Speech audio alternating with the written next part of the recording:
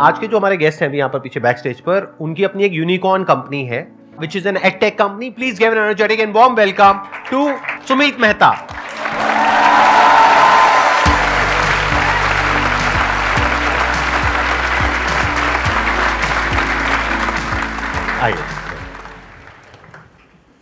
My question is कि अब edtech space is highly competitive, मतलब इसमें बहुत सारे प्लेयर्स हैं जो बहुत अलग अलग तरीके से काम कर रहे हैं. तो how is your company different from all the other players?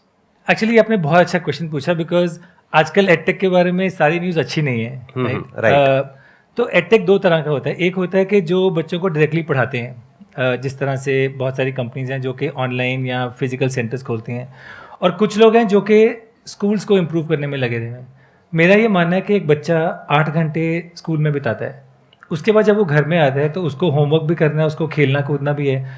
उसके बाद मैं नहीं चाहता कि वो स्क्रीन के सामने बैठ के दोबारा से कुछ ऑनलाइन पढ़े, बिकॉज उससे आप उसके बचपन में इंटरफेयर करते हैं. तो अगर हम स्कूल्स में जो बच्चे 8 घंटे बिता रहे हैं उसको इम्प्रूव कर दें तो काम हो गया. तो हम अपने आप को स्कूल एडटेक बोलते हैं कि हम स्कूल्स को इम्प्रूव करेंगे, टीचर्स को एम्पावर करेंगे, क्लासरूम को इम्प्रूव करेंगे टेक्नोलॉजी के द्वारा और करिकुलम के द्वारा. तो इसलिए हमारी कंपनी स्कूल एडटेक कंपनी है. We are India's only school edtech unicorn. बाकी सारी कंपनीज जो हैं वो डायरेक्ट टू स्टूडेंट एडटेक्स हैं, और ये सबसे बड़ा डिफरेंस है. थोड़ा सा एक्सप्लेन करेंगे, मतलब किस तरीके से कर रहे हैं? I want to understand it more deeply कि आप टीचर्स को एम्पावर कर रहे हैं और स्टूडेंट्स को एम्पावर कर रहे हैं, यानी कि जो एग्जिस्टिंग स्कूल्स का इंफ्रास्ट्रक्चर है उसी को यूज कर रहे हैं जी. अपना अलग से कुछ नहीं कर रहे हैं. नहीं. तो हमारी जर्नी ऐसे स्टार्ट हुई थी कि हमने अपने स्कूल खोले और जो भी मतलब बुक्स वगैरह अवेलेबल है मार्केट में उनको यूज़ किया, और लगा कि इससे तो प्रभाव पड़ नहीं रहा, कुछ फ़र्क नहीं पड़ रहा. फिर हमने एक्सपेरिमेंट शुरू किया. तो पहले 5 साल जो 2012 से 17 हम अपना स्कूल चला रहे थे, 5 स्कूल चला रहे थे. वहाँ पे खूब सारे एक्सपेरिमेंट कर रहे थे कि बच्चों की इंग्लिश कैसे इंप्रूव करें, मैथ कैसे इंप्रूव करें, साइंस कैसे इंप्रूव करें. तो ये करते करते मैं कुछ देर हार्वर्ड पढ़ने गया, कुछ देर स्टैनफोर्ड पढ़ने गया, सीखने के लिए कि वर्ल्ड में English, math, science, social studies पढ़ाने के बेस्ट तरीके क्या हैं. और फिर उनको हम अपने स्कूल में लेके आए और हमने एक लर्निंग सिस्टम बनाया, जिससे हमने देखा कि बच्चों के कम्युनिकेशन स्किल इंप्रूव हो रहे हैं, मैथ इंप्रूव हो रहा है, साइंस इंप्रूव हो रहा है.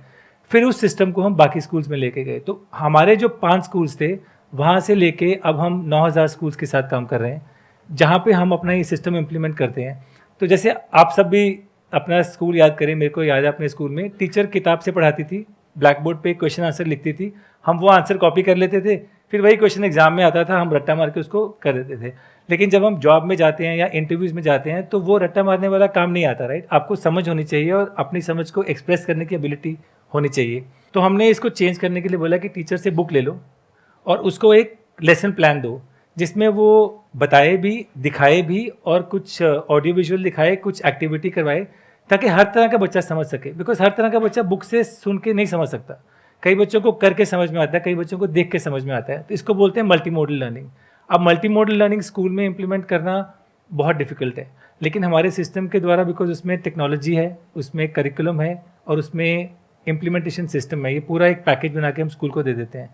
तो कोई भी स्कूल 3 से 6 महीने में रोट लर्निंग से मल्टी मॉडल लर्निंग में ट्रांसफॉर्म हो जाता है. ये सुनने में तो बहुत अच्छा लग रहा है idea. It's like need of the hour, क्योंकि अभी जो हमारा एजुकेशन सिस्टम पूरा का पूरा थियोरेटिकल है, उसमें आप प्रैक्टिकली कुछ करने की कोशिश कर रहे हैं. That too based upon your learnings from Stanford, Oxford और हार्वर्ड और व्हाटएवर. लाइक वहां से आप देख करके कि वहां पे किस तरीके से सिखाते हैं, which is more experimental based, practical learning, उसको आप यहाँ पे इंप्लीमेंट करना चाह रहे हैं. तो एक बार को हम एक रोल प्ले करते हैं कि ये देख लेते हैं, मैं एक स्कूल का ओनर हूँ या प्रिंसिपल हूँ. अब आप मेरे से बात कर रहे हैं कि मेरा जो एग्जिस्टिंग स्कूल है उसमें अपना ये इंप्लीमेंट करेंगे.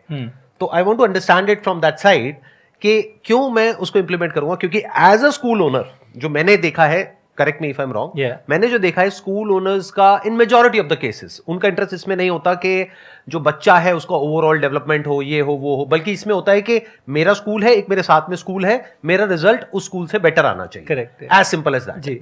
तो अगर मैं एक स्कूल के पास जाके बोलूँ कि आपके पास हर क्लास में 40 बच्चे हैं लेकिन टॉपर सिर्फ 5 हैं, बट आप उस 40 में से 30 बच्चे टॉपर कैसे करेंगे?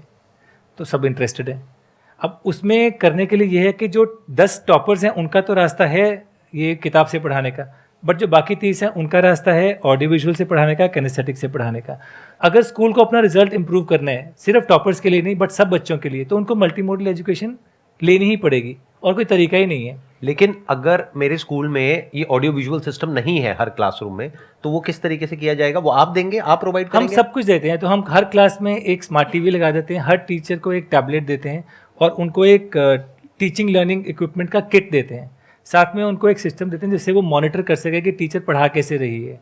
और पेरेंट्स के पास में भी ऐप आ जाती है कि पेरेंट्स को पता चल रहा है कि मेरा बच्चा कैसे पढ़ रहा है। और अगर बच्चे को घर में पढ़ना है तो जो क्लास में पढ़ा है उससे लिंक प्रैक्टिस घर में मिल जाती है। तो ये पूरा इंटीग्रेटेड सिस्टम हम स्कूल में इंप्लीमेंट कर देते हैं। अब यहाँ पे एक चैलेंज आएगा, I am thinking from the school owners perspective, कि मेरी क्लास में हर तरह के बच्चे हैं जी। कोई अच्छे फाइनेंशियल बैकग्राउंड से हैं, कोई थोड़ा कम से हैं, कोई इतने वेल ऑफ नहीं है। तो अब इसकी जो एडिशनल कॉस्ट है वो कौन बियर करेगा? एक्चुअली मेरा जो मिशन है वो ये है कि एक्सीलेंट एजुकेशन अफोर्डेबल कैसे की जाए और छोटे शहरों में कैसे लेके जाई जाए। अब आप देखिए, पेरेंट्स 15 से 20 हज़ार छोटे शहरों में एनुअल फीस पे करते हैं और उनकी बुक फी 2000 होती है। मैं उनको बोलता हूँ कि आप 100 रुपये महीना एक्स्ट्रा दे दो इसमें, दैट्स इट। तो बेसिकली 2000 से वो 3500 पहुंच जाता है और उसमें हम सारा कुछ प्रोवाइड करते हैं। तो इसीलिए ये हम इतना रैपिडली प्रोग्रेस कर पा रहे हैं। आप कह रहे हैं 100 रुपए महीना? 100 रुपये महीना। 200 रुपये आप बुक्स का ऑलरेडी दे रहे हो, हाँ। उसमें आप 100 रुपये महीना ऐड कर दीजिए तो कितना होगा? 3200। इसमें मैं आपको क्लासरूम आपकी ट्रांसफॉर्म कर दूंगा, टीचर कर दूंगा, स्टूडेंट को बुक्स वर्कबुक्स भी दे दूंगा, सारा टीचिंग लर्निंग मटेरियल भी दे दूंगा और ट्रेनिंग भी दे दूंगा। उससे क्या होता है कि टीचर के साथ सडनली स्किल अपग्रेड हो जाता है। अब टीचर आप अगर अपने तरीके से पढ़ाएगी तो वही किताब खोलेगी, वो बोलेगी अच्छा आप पहला पैराग्राफ पढ़ो, उसको ट्रांसलेट करेगी, आप पढ़ो। ऐसे पढ़ाते थे हमारे स्कूल में, राइट। लेकिन ये लेसन प्लान चेंज कर देता है। लेसन प्लान बोलता है कि अच्छा आप स्टार्ट करो विद शोइंग अ वीडियो, उसको सिर्फ टैप करना है और वीडियो प्ले होता है। देन वो एक्सप्लेन करती है, बिकॉज आधे बच्चों को वीडियो से समझ में आ जाता है, राइट। फिर वो बुक भी डिजिटल उसकी टैबलेट में ही है, वहाँ से समझा देती है थोड़ी चीज़। फिर वो बोलती है अच्छा आप 5 लोग ग्रुप में बन के ना ये चीज़ करो, आप 4 बच्चे ग्रुप में, तो ग्रुप प्रैक्टिस करवा देते हैं। और फिर उसके बाद हर इंडिविजुअल बच्चे के पास जो वर्कशीट है वो करवा देते हैं। तो ये जो ढांचा है, अगर आप किसी भी यूनिवर्सिटी में जाएँ, वो बोलते हैं कि teacher led group practice, independent practice, this is the best way to teach. अब ये नेशनल एजुकेशन पॉलिसी में उन्होंने डाल दिया, I do, we do, you do. ये अगर लेसन प्लान में है ना, तो इससे क्या होता है कि हर टीचर एक हाई लेवल पे पढ़ाने की कैपेबिलिटी हो जाती है और उसको सपोर्ट करने के लिए हार्डवेयर भी है। उसको सपोर्ट करने के लिए मैं किसी को बोल रहा हूँ कि आप फ्रैक्शंस पढ़ाइए मैथ किट यूज़ करके। किसी के पास मैथ किट नहीं तो वो कैसे पढ़ाएगी? हम उसको मैथ किट भी दे देते हैं। तो उसके पास कोई बहाना नहीं है अच्छे से ना पढ़ाई करने का। तो टीचर के सारे बहाने निकाल के उनको सब कुछ फैसिलिटी दे देते हैं कि आपको अच्छे से पढ़ने के लिए टैबलेट भी है, टीवी भी है, किट भी है। अब बताइए क्या कारण है कि आप अच्छे से नहीं पढ़ाएंगे? कोई कारण नहीं है। एक्सीलेंट पॉइंट जी, बहुत बढ़िया। तो ये कहना गलत नहीं होगा कि आप जो कर रहे हैं इसके बारे में बहुत कम लोगों को पता है as far as masters are concern, जी। क्योंकि आप बड़ा ग्राउंड लेवल पे काम कर रहे हैं जी। आप में से कितने लोगों को पता था? कितनों ने लीड का नाम सुना था? ये देखो, सिर्फ 2 लोगों ने। मैं आपसे ये बात कर रहा था कि परसों मैं वर्कआउट कर रहा था तो मेरे बैक में एकदम से स्पैज्म हुआ। डॉक्टर ने बोला कि आप ट्रैवल नहीं कर सकते। मैंने इस समय लंबर ब्रेस पहना हुआ है। अच्छा। But I wanted to come and talk because ये बात और लोगों तक पहुंचनी चाहिए, तो मैं इसीलिए यहाँ पे आया हूँ आपसे बात करने। आपने जेन्युइनली बहुत अच्छा किया यहाँ पर आकर के, क्योंकि मैं आपको वजह बता देता हूँ। क्योंकि मेरे को अंदर से जो लगा था, मैं आपको बिल्कुल क्लियर बोलूंगा, और मेरा सबको पता है कि मैं बिल्कुल मुंह पे बोलता हूँ जो भी है। मेरे को लगा था कि ये बोरिंग सा सेशन होगा, मैं ऑनेस्टली बता रहा हूँ, प्लीज डोंट माइंड इट। मतलब जो मेरा अपना फीडबैक था मेरी टीम को, उन्होंने कहा नहीं नहीं सर बहुत अच्छा काम कर रहे हैं, ये वो, we should bring them on our platform, ये वो करके। मैंने कहा चलो ठीक है, इट्स योर कॉल। बट अब जो मेरी अंडरस्टैंडिंग है, जो आप कर रहे हैं, आई एम नॉट श्योर आप में से कितने लोगों को समझ आ पा रहा है और कितनों को नहीं आ रहा है, बट ये एक बहुत ही कमाल का काम कर रहे हैं विच इज रेवोल्यूशनरी। क्यों? देखो मैं आपको लॉजिक बता देता हूं, ध्यान से समझना क्यों ऐसा क्यों बोल रहा हूं मैं। ये क्या कर रहे हैं, ये सिर्फ 100 रुपए महीने में, यही आपका प्राइस है इंक्रीमेंटल। मतलब अगर आप 2000 खर्च कर रहे हो, 100 रुपये और देना, तो मतलब टोटल 3000 भी। Because I don't want people to get the wrong impression कि सुमित ने जाके गलत बोल दिया। 2000 वो बुक्स में देते हैं, उनकी बुक्स रिप्लेस करके हम अपनी बुक्स दे देते हैं। एडिशनल उनको 100 रुपये देना पड़ता है। एडिशनल जो लगा उनका वो सिर्फ 100 रुपए महीना लगा। करेक्ट है। और 100 रुपए महीने में आपने उनको उस लेवल की एजुकेशन दे दी जो स्टैनफोर्ड में मिलती है, ये कहना गलत नहीं होगा, या फिर इंटरनेशनल स्कूल क्वालिटी, इंटरनेशनल जो क्वालिटी एजुकेशन है वो आपने दे दी उनको जी। जो अगर किसी ऐसे स्कूल में जाएंगे जहां पे इस तरह की एजुकेशन मिलती है, वहां पे फीस होती है महीने की 10,000, 12,000, 15,000। करेक्ट। ठीक कह रहा हूं? पता है आप लोगों को? पढ़े हो ऐसे स्कूल्स में? कितने पढ़े हैं 10,000 रुपए महीने वाले स्कूल में? हाथों पर करो। देखो एक झूठ बोल रहा है। आप वही काम जो 10,000 रुपए महीने में होता है, वही काम आप कर रहे हैं 100 रुपए महीने में, अगर देखा जाए तो। बिल्कुल ठीक कह रहा हूं मैं? बिल्कुल ठीक है। तो ये काम अपने आप में रेवोल्यूशनरी है एजुकेशन फील्ड में। सर माय क्वेश्चन इज कि सर जैसे जो स्कूल्स होती है वो नॉर्मली कोई बोर्ड से एफिलिएटेड होती है, फॉर एग्जांपल सीबीएसई, आईसीएसई और स्टेट बोर्ड। तो सर आपका जो करिकुलम है वो आप बोर्ड के थ्रू ही कंटिन्यू करते हैं और आपका न्यू करिकुलम है वो न्यू बोर्ड इस्टेब्लिश करते हैं, जो बोर्ड एग्जाम्स और होते हैं उसमें किस तरह से इम्प्लीमेंट होता है? इंडिया में ना ये धारणा है कि बोर्ड एग्ज़ाम जो हैं वो करिकुलम भी ड्राइव करते हैं। सीबीएसई, आईसीएसई या स्टेट बोर्ड वो सिर्फ जो क्लास 10th का बोर्ड एग्ज़ाम है उस पर फोकस करते हैं। इंडिया में पूरा करिकुलम है वो एनसीईआरटी बनाती है। तो एनसीईआरटी डिसाइड करती है कि हर क्लास के एंड में क्या आउटकम्स चाहिए। तो जो व्हाट होता है ना वो डिसाइड करती है, हाउ डिसाइड नहीं करती। लेकिन अगर आपको fractions for example class 5th के एंड तक करने हैं, कैसे पढ़ाए जाएं, उसमें बहुत ज़्यादा इनोवेशन की ज़रूरत है। तो हमारा फोकस ये है कि एक तो एनसीईआरटी के जो आउटकम्स हैं ना वो वर्ल्ड से कंपेयर करें तो उतने हाई नहीं हैं, थोड़ा हमने उसको इम्प्रूव किया है। तो कोई स्कूल अगर लीड अडॉप्ट करता है तो वो एनसीईआरटी तो क्रैक कर ही देगा, लेकिन उससे एक स्तर ऊपर बढ़ जाएगा, नंबर 1। नंबर 2, पढ़ाने का तरीका जिसको हम पेडागोजी बोलते हैं, उस पर बहुत इनोवेशन है कि फ्रैक्शन को कैसे पढ़ाया जाए, न्यूटन्स लॉ को कैसे पढ़ाया जाए, तो उसमें हमारा इम्प्रूवमेंट रहता है। उसकी वजह से जब बच्चे 10th तक आते हैं तो उनकी कॉन्सेप्चुअल अंडरस्टैंडिंग बहुत स्ट्रांग हो जाती है।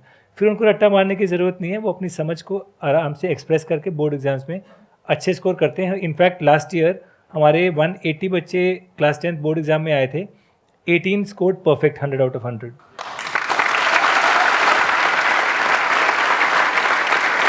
अच्छा, मैं यहाँ पर आई एम सॉरी मैं बीच में इंटरप्ट कर रहा हूँ। Overall in terms of numbers, कि जब पहले वाले सिस्टम पे वो स्कूल थे, ये 9,000 स्कूल्स, और अब आपके सिस्टम पे आए हैं, तो रिजल्ट में क्या इंप्रूवमेंट हुई है overall? I am so glad आपने ये क्वेश्चन पूछा। हाँ। हम जब स्कूल के साथ काम करते हैं तो हम उनको एक बिगिनिंग ऑफ ईयर असेसमेंट करते हैं। उसमें 2 चीज़ें चेक करते हैं, मैथ एंड इंग्लिश, बिकॉज ये बेसिक स्किल्स हैं। इंग्लिश में ऑन एन एवरेज इंडिया में इस समय हर बच्चा 1.5 साल पीछे अपने ग्रेड लेवल से, जितने भी हमने टेस्ट किए हैं, 1.5 ईयर्स। एंड इन 1 ईयर हम उस बच्चे को 1.6 ईयर्स ग्रो करते हैं, तो मतलब 0.6 एक्स्ट्रा हो गया, तो 2 साल में हम उसको ग्रेड लेवल तक ले आते हैं। So that is one big achievement. अब बच्चा जब ग्रेड लेवल पे आता है ना, उसका एडवांटेज ये है कि जब वो साइंस की बुक पढ़ता है इंग्लिश में, और वो इंग्लिश ग्रेड लेवल पे, तो वो खुद से समझ आता है। उसके पहले उसको रट्टा मारना पड़ता, उसको समझ में नहीं आता था। So that's the big difference. Second ये है कि क्लास का एवरेज 54% होता है बिगिनिंग ऑफ ईयर असेसमेंट में।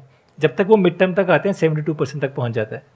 Is it? Yes, and this is proven मतलब across 1.2 million students. It is not just 1 or 2 samples. Third important चीज़ है, ये बड़ी इंटरेस्टिंग चीज़ है, जब हम बिगिनिंग ऑफ ईयर असेसमेंट लेते हैं 28% बच्चे हैं जो कि 70% से ऊपर मार्क्स लाते हैं, 28%।